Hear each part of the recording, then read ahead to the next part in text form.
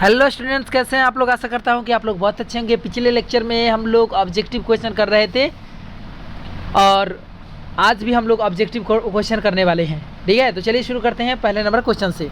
ठीक है, यदि आप पार्ट 1 और पार्ट 2 वीडियो नहीं देखे हैं तो कृपया आप पार्ट 1 और पार्ट 2 जा करके देख लें। यदि आज का ये अगर आपको वीडियो अच्छा लगे तो कृपया लाइक ज़रूर कीजिएगा। ठीक है, और साथ में अपनी राय कमेंट बॉक्स में लिखिएगा कि आपको ये कैसा लग रहा है। ठीक है, तो चलिए शुरू करते हैं। पहला क्वेश्चन देखिए, ये क्वेश्चन है कि H3PO3 है ऑप्शन ए एक भास्मिक, ऑप्शन बी द्विभास्मिक, ऑप्शन सी त्रिभास्मिक और ऑप्शन डी इनमें से कोई नहीं।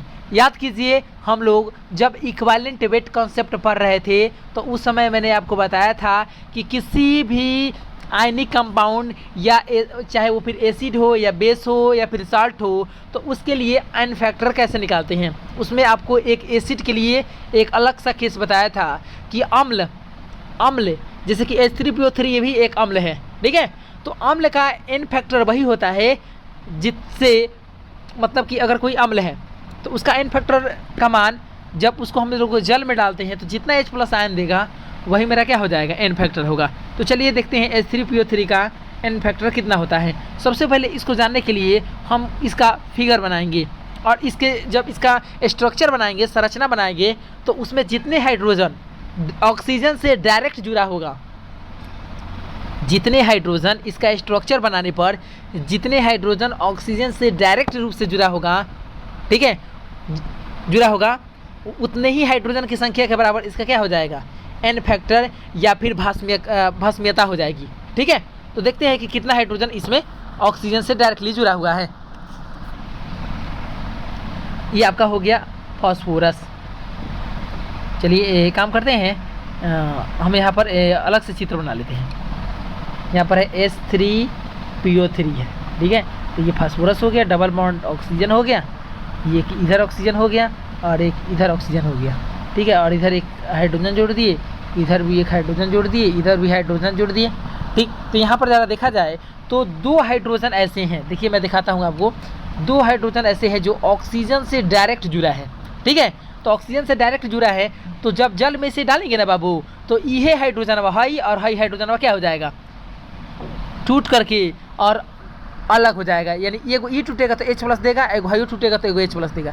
यानी कि टोटल कितना H+ मिलेगा, 2 H+ मिलेगा। तो 2 को संस्कृत में द्वि कहते हैं। ठीक है, और एन फैक्टर एसिड के लिए एन फैक्टर को भास्मीयता या भास्मिक कहते हैं। ठीक है, तो ये क्या हो गया, द्विभास्मिक हो गया। क्या हो गया, द्विभास्मिक, क्योंकि यहाँ से 2 हाइड्रोजन बाहर निकला। चलिए आगे बढ़ते हैं क्वेश्चन नंबर 2 की तरफ।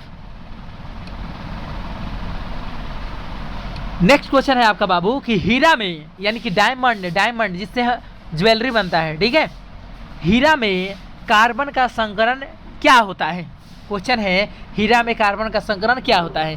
ठीक है, तो अगर मैं बात करूं, क्लास 11th में हम लोगों ने पढ़ा है कि हीरा में यानी डायमंड में कार्बन 4 कोवैलेंट बॉन्ड के थ्रू अन्य कार्बन से जुड़ा होता है।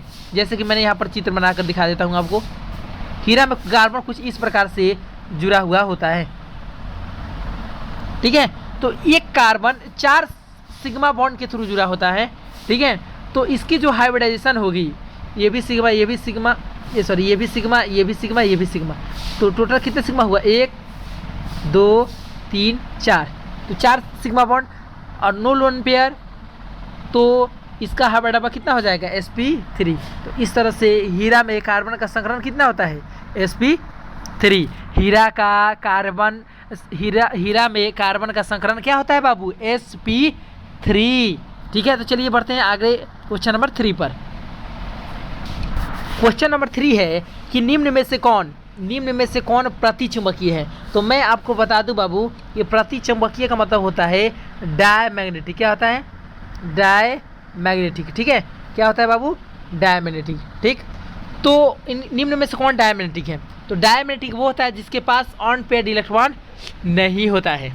ठीक है, सब अगर पेयर्ड इलेक्ट्रॉन हो तो वो क्या होंगे, डायमैग्नेटिक होगा। ठीक है, तो इसमें से आपको साफ साफ ये दिखाई दे रहा है, नहीं दिखाई दे रहा है तो कोई बात नहीं है, कुछ नहीं करना है, सबका इलेक्ट्रॉनिक विन्यास लिख देना है। आयन का इलेक्ट्रॉनिक विन्यास लिखिए। यदि उस आयन में अनपेयर्ड इलेक्ट्रॉन है तो वो पैरामैग्नेटिक होगा, जिसमें नहीं होगा वो क्या होगा, डायमैग्नेटिक होगा। तो चलो यहाँ पर जिंक में हमको साफ साफ दिखाई दे रहा है, इसका जो इलेक्ट्रॉनिक कन्फिग्रेशन होगा AR 3D10। तो इस तरह से जिंक में सब जोड़ा में है, सब जोड़ा में है, इसलिए क्या होगा, प्रतिचुंबकीय होगा। ठीक है, तो इस तरह से आपका ऑप्शन सही कौन हो जाएगा, डी। ठीक है, चलिए आगे बढ़ते हैं क्वेश्चन नंबर 4 की तरफ। ब्रैग समीकरण। ब्रैग समीकरण क्या होता है? तो ब्रैग समीकरण हम क्लास 12th में सॉलिड स्टेट में आप लोगों को पढ़ाए हैं कि ब्रैग समीकरण इक्वल टू होता है n lambda equal to 2d sine theta. तो इस तरह से देखा जाए तो आपका ऑप्शन सी सही है। ठीक है, तो आपका ऑप्शन सी सही हो गया। तो हम लोग सी पर क्या कर सकते हैं, क्लिक कर सकते हैं, क्योंकि ऑप्शन सी में दिया हुआ है n lambda equal to 2d sine theta. ठीक है, तो चलिए आगे बढ़ते हैं क्वेश्चन नंबर 5 की तरफ। नेक्स्ट आपका क्वेश्चन है, बहुत ही ऐसा क्वेश्चन है जो बिहार बोर्ड में ज़्यादातर पूछे जाते हैं। एक शून्य कोटि अभिक्रिया की अर्धायु क्या होगी? एक शून्य कोटि अभिक्रिया की अर्धायु क्या होगी? तो मैं बता दूं आपको कि एक शून्य कोटि अभिक्रिया की अर्धायु के बारे में बात करें तो इसका मान होता है A0/2K। ठीक है, तो इस तरह से आपका ऑप्शन सही हो जाएगा, कौन सा, बी। आपका ऑप्शन कौन सही हो जाएगा बाबू, बी, A0/2K। चलिए बढ़ते हैं आगे क्वेश्चन नंबर 6 की तरफ। उत्प्रेरक अभिक्रिया दर को क्या करता है? उत्प्रेरक, यदि किसी रासायनिक अभिक्रिया में अगर हम उत्प्रेरक डाल देते हैं तो वो अभिक्रिया दर को घटाता है या बढ़ाता है? तो देखिए मैं आपको बता दूं सबसे पहले कि मैक्सिमम स्टूडेंट यही सोचते हैं कि उत्प्रेरक किसी रासायनिक अभिक्रिया की दर को बढ़ा देता है।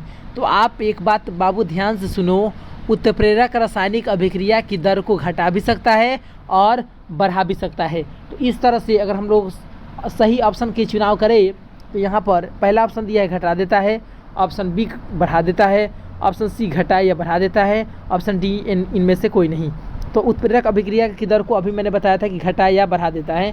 तो इस तरह से आपका ऑप्शन सी क्या हो जाएगा, सही हो जाएगा। ठीक है, चलिए आगे बढ़ते हैं क्वेश्चन नंबर, ये क्वेश्चन नंबर 6 था, हम यहाँ पर मिस्टेक कर दिए हैं। ये क्वेश्चन नंबर कितना है बाबू, 6 है। ठीक है, चलिए आगे बढ़ते हैं क्वेश्चन नंबर 7 की तरफ। नेक्स्ट क्वेश्चन है आपका कि निम्न में से कौन सा दोष किसी ठोस की घनत्व को घटा देता है? यानी कि ठोस में पाया जाने वाला वह दोष जो ठोस की घनत्व को क्या कर दे, घटा दे। तो याद कीजिए मैंने आप लोगों को बताया था क्लास 12th में पहला चैप्टर में कि शॉर्टकी दोष में क्या होता है कि अवयवी कण शॉर्ट कर जाता है। ठीक है, और फ्रेंकल दोष में बताया था कि फेंका जाता है। तो एक जगह से दूसरे जगह जाएगा तो घनत्व तो कम नहीं होगा, लेकिन अगर शॉर्ट कर जाता है तो वहाँ पर क्या होगा, घनत्व घट जाएगा। ठीक है, और साथ में रिक्तिका दोष से भी ठोस की घनत्व क्या हो जाती है, कम हो जाती है।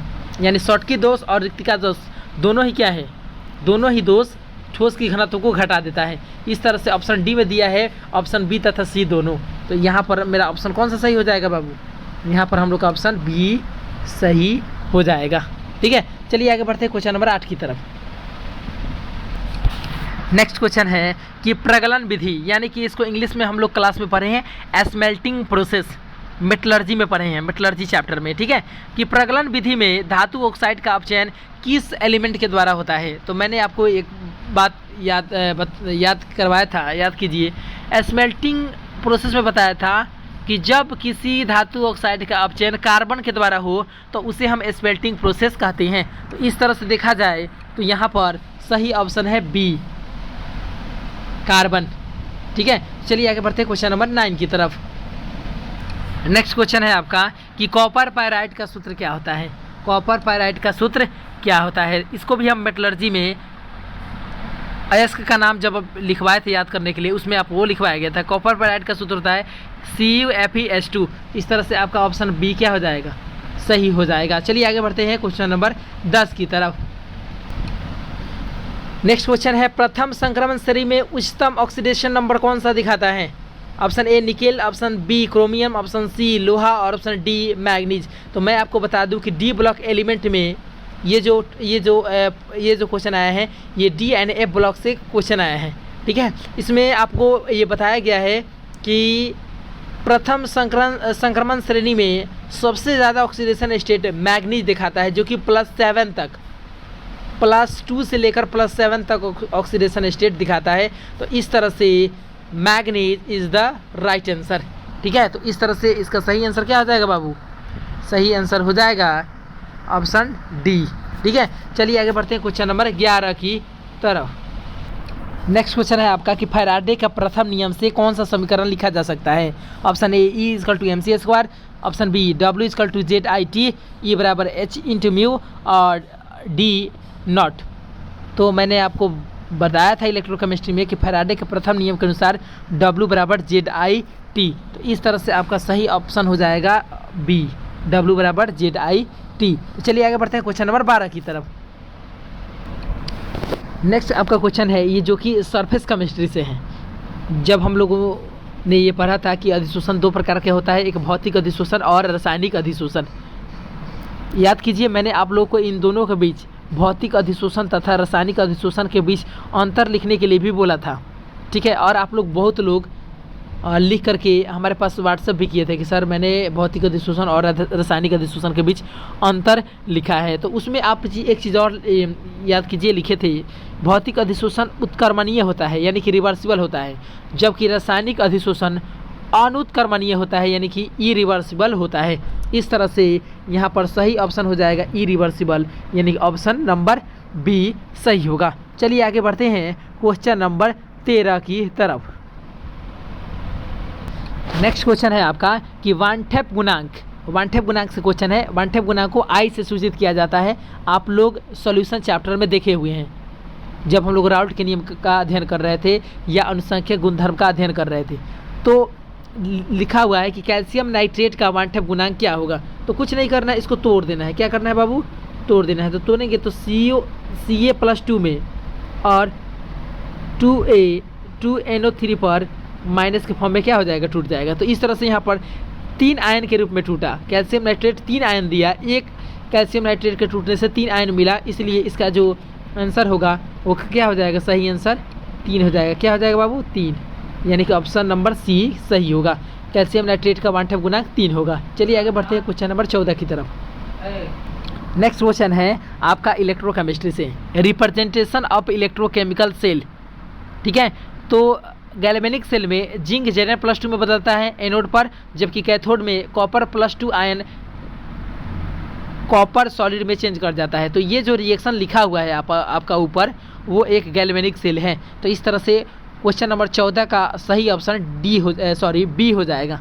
ठीक है, चलिए आगे बढ़ते हैं क्वेश्चन नंबर 15 की तरफ। नेक्स्ट क्वेश्चन है कि पहाड़ों पर जल का बॉइलिंग पॉइंट यानी कि क्वथनांक क्या हो जाता है? कम हो जाता है। पहाड़ों पर जल का क्वथनांक क्या हो जाता है? कम हो जाता है, क्योंकि वहाँ ताप कम होता है या दाब कम होता है या ताप ज़्यादा होता है या दाब ज़्यादा होता है। तो मैं आपको ये हेनरी लॉ में बताया था कि जब कोई एक पर्वतारोही ऊपर जाता है तो धीरे धीरे उसके ऊपर वायुमंडलीय दाब क्या हो जाता है? कम हो जाता है। ठीक है, तो ऊपर जाने पर धीरे धीरे क्या हो जाता है? दाब कम हो जाता है, जिसके कारण बहुत ही जल्दी यानी बहुत ही कम ताप पर ही जल का वाष्प दाब वायुमंडलीय दाब के बराबर हो जाता है, यानी वहाँ जा कर के दाब कम हो जाता है। इस तरह से आपका ऑप्शन बी क्या है? सही है, वहाँ पर दाब क्या होता है? कम होता है। चलिए आगे बढ़ते हैं क्वेश्चन नंबर 16 की तरफ। ठीक है बाबू, यहाँ तो कोई दिक्कत है आप लोगों को? अगर कोई भी दिक्कत हो तो प्लीज़ आप लोग कमेंट बॉक्स में ज़रूर बताइएगा सर कि हमको यहाँ पर दिक्कत हुआ है। ठीक है, अगर आपको और अगर आपके दिमाग में भी कोई ऐसा सवाल चलता हो या कोई ऐसा टॉपिक चलता हो कि चाहते हैं कि नहीं वहाँ से भी ऑब्जेक्टिव क्वेश्चन कराया जाए, ठीक है, तो आप भी वहाँ कमेंट बॉक्स में लिख सकते हैं कि सर इस टॉपिक से आप ऑब्जेक्टिव कराइए। ठीक है, अगर आपको कुछ लगता हो कि नहीं इस टॉपिक से भी करना चाहिए या फिर इस टाइप का क्वेश्चन हम लोग को बनाना चाहिए। तो चलिए आगे बढ़ते हैं क्वेश्चन नंबर 16 की तरफ। नेक्स्ट क्वेश्चन है आपका बहुत ही अच्छा क्वेश्चन है कि हेनरी के नियम से निम्न में से कौन सा समीकरण सही होगा। ठीक है, तो हेनरी ने क्या बताया था इसके बारे में हम लोग बहुत अच्छे से पढ़े हुए हैं कि निश्चित ताप पर किसी भी गैस की द्रव में विलयता आरोपित दाब के क्या होता है? समानुपाती होता है। ठीक है, यानी कि जितना ज़्यादा किसी गैस के ऊपर प्रेशर डालेंगे वह गैस लिक्विड के अंदर उतना ही ज़्यादा क्या होगा? मिश्रित होगा। ठीक है, और इस तरह से हेनरी साहब ने एक बहुत ही अच्छा एक्वेशन दिया था, और वो एक्वेशन था P = KH × X गैस, ठीक है। तो यहाँ पर देखा जाए तो हेनरी के नियम के अनुसार से 4 ऑप्शन दिया गया है, P equal to P naught x, option B P equal to KH into x gas, option C है E equal to MC square और आपका ऑप्शन डी है NOT यानी कि नॉन ऑफ दिस। तो हेनरी के नियम के अनुसार P बराबर KH इंटू एक्स गैस होता है, यानी कि आपका ऑप्शन बी क्या है, सही है। ठीक है, कोई दिक्कत है बाबू? नहीं है ना, बिल्कुल दिक्कत नहीं होना चाहिए। ठीक है, तो चलिए आगे बढ़ते हैं क्वेश्चन नंबर 17 की तरफ। तो नेक्स्ट क्वेश्चन है आपका, बहुत ही अच्छा क्वेश्चन है ये भी, कि अयस्क में उपस्थित अशुद्धि को क्या कहते हैं? अयस्क में उपस्थित अशुद्धि को क्या कहते हैं? यह आपका मेटलर्जी से क्वेश्चन उठाया गया है। ठीक है, तो ये आप लोग पढ़े भी हैं कि अयस्क में जो भी उपस्थित अशुद्धि होती है उसे हम गैंग कहते हैं। क्या कहते हैं बाबू?